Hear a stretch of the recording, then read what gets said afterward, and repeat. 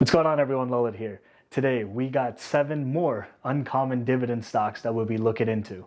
Last week I posted a video on 7 uncommon dividend stocks, and basically I haven't seen a like ratio that high in a hot second, and so it shows me that hey, maybe there's more demand for this type of topic. And so today we'll be going over 7 more uncommon dividend stocks that maybe you have or haven't heard of as of yet. The significance of dividends and dividend investing can be multifold and depends from individual to individual, aka person to person, just as it's all known as personal finance. One of the highlights of dividend investing is that the income produced by your assets is basically not just income you're spending your time for money, but basically known as passive income.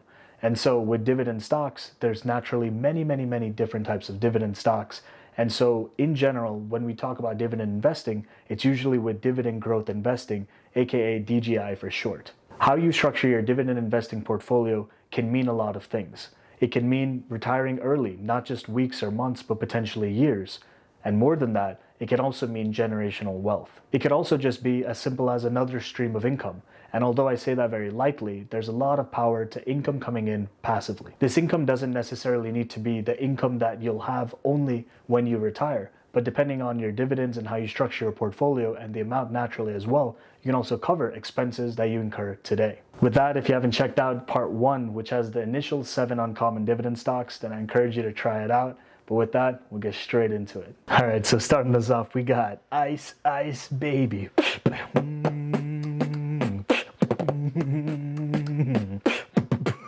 So we do have ICE, but it stands for Intercontinental Exchange. And if you haven't heard of ICE before, basically if you think about the New York Stock Exchange, if you think about it, who owns the New York Stock Exchange? That's right, you're right, it's ICE. So this Intercontinental Exchange over here, in terms of dividend, basically what we're looking at is you got a dividend yield of 1.17%, an annual payout of $1.32, and a payout ratio of 26.84%. Now, their 5-year growth rate is 14.68%, compounding year over year, which is pretty phenomenal. And if you think about NASDAQ, ticker symbol NDAQ, then seeing the relation between ICE and NASDAQ and kind of seeing the type of work they're involved with day to day, aka your exchanges, your clearinghouse activity, and similar activity, basically what we're looking at is essentially the last 5 years being phenomenal, and this hopefully progresses as time goes on, but the markets are what they are. And so we have a dividend growth of the last 4 years, and the last announced dividend, some detail over here. But with that, let's move on to the next one. So next up, we got ticker symbol ACN for Accenture.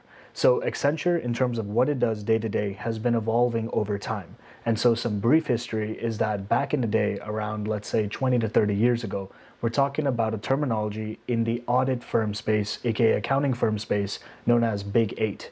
And these Big 8, it's similar to your FANG, your Facebook, Apple, Amazon, Netflix, Google. Basically like FANG, you have the Big 8. And over the years, it's whittled down to the Big 6, the Big 5, and today we're at the Big 4.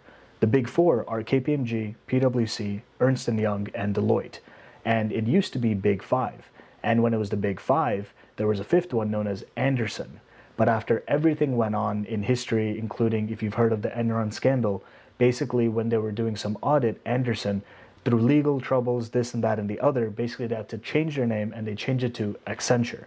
And so this was back in the day, we're talking around 2001, 2002. So basically 20 years later, from that time being pure audit slash accounting, basically what we're looking at today is not just those services, but we're looking at Accenture in terms of the more digital transformation, technology, this type of angle. And I'm involved in the same industry, used to be a part of the Big 4, still in management consulting day to day.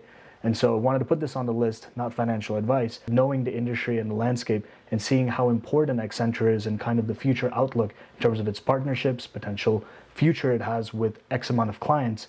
It's on this list for this reason. Looking at the details, basically we got a dividend summary of 1.2% in terms of dividend yield.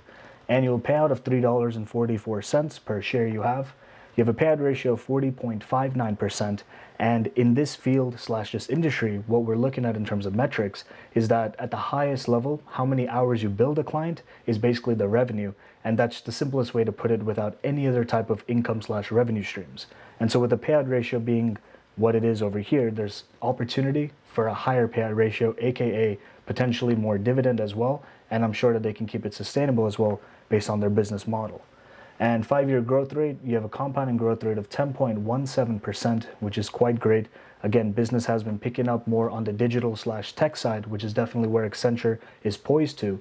And finally, from a dividend growth perspective, it is 0 years. It has basically stopped its growth year over year recently, but at the same time, it's on this list because I'm looking at the far future outlook versus what it is today. Next up, we got ticker symbol KEY, aka Key for Key Corp, and it closed at $22.91 for the day. You got a dividend yield of 3.26%, an annual payout of 74 cents, payout ratio of 34.29%, indicating there is some room to grow. 5-year compounding growth rate of almost 20%, so specifically 19.79%, and it's been growing this dividend for 10 years. From there, we got ticker symbol BKH for Black Hills Corporation. Closed at $65.65 for the day. You got a dividend yield of 3.44%, an annual payout of $2.26 per share, payout ratio of 58.14%. You got a 5-year compounding growth rate of 6.21% for its dividend. It's been growing its dividend for 49 years. If BKH increases its dividend just one more year, you got 50 years of clean dividend growth. But with that, we'll move on to the next one, ticker symbol PPL. PPL, it stands for PPL Corporation, but it was formerly known as basically Pennsylvania Power and Light. And looking at the details, you got a dividend yield of 5.7%, an annual payout of $1.66 per year per share. But if you look at the quarterly dividend amount that was last announced, you got 42 cents per share. So multiply that times 4, you're looking at $1.68, basically putting in that growth factor.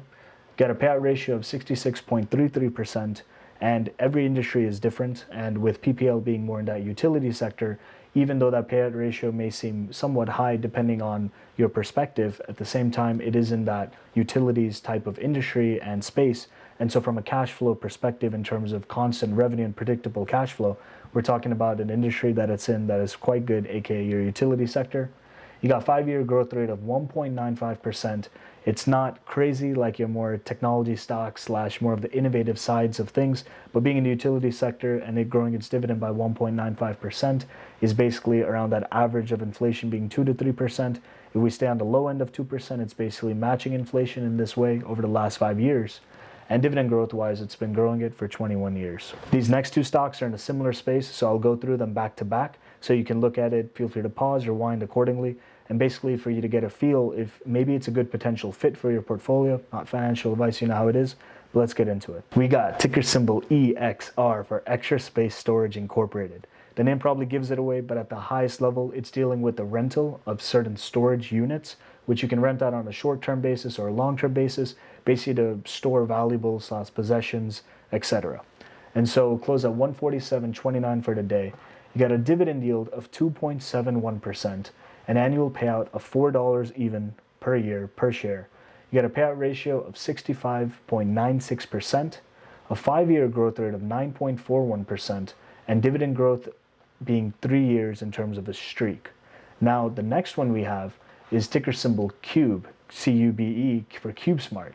Close at 43.08 for the day. You got a dividend yield of 3.17%, an annual payout of 1.36, aka $1.36, payout ratio of 73.58%, a 5-year growth rate of 12.61% compounding year over year, and dividend growth streak-wise, you got 11 years in a row. If you came this far, you know how it is. Thanks for coming to the end.